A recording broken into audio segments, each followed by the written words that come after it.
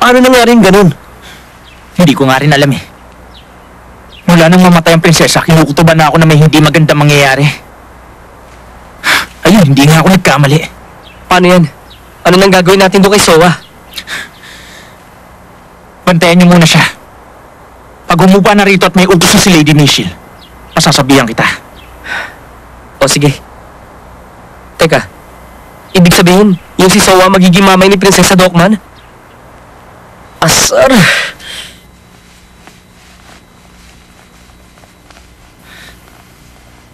Kumusta ang lagay niya? Mahina na ang katawan niya nung tinamaan siya ng palaso, kaya mabagal ang paggaling niya. Pero gagawin kong aking makakaya. Pagalingan niyo po siya. Kahit ano mangyari, hindi siya dapat mamatay. Kasalanan po to eh. Oo ang bangis yun, di ba? Ibang klase talaga.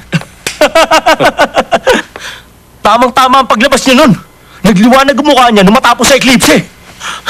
Grabe siya, pati ako niloko niya. Siya ang ating prinsesa. Galang mo pangalan niya. Oo na, no.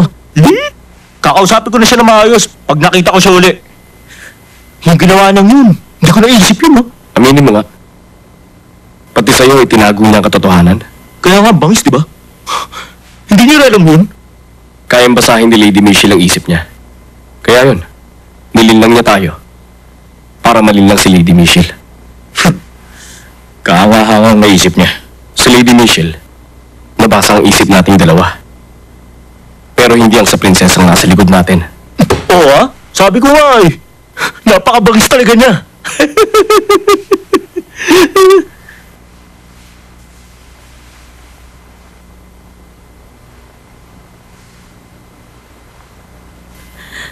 Hindi pa rin ako makapaniwala. Nagbalik na rito ang aking anak. Ang anak ko. Ang napakaganda kong prinsesa.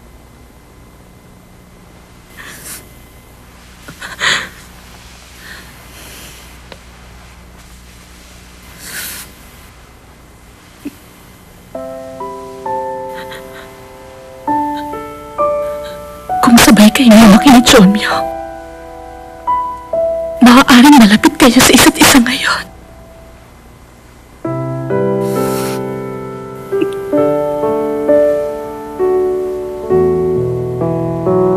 Magkakalayo tayo nang hindi pa matawag na kapatid ang isa't isa.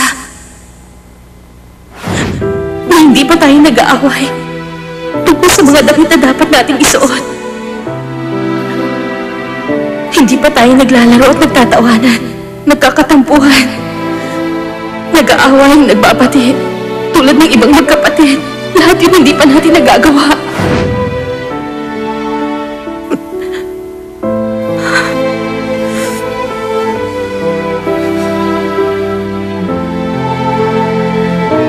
Alang-alang sa inyong kapatid, ibibigay namin sa iyong lahat. Lahat ng angkop sa iyo bilang prinsesa.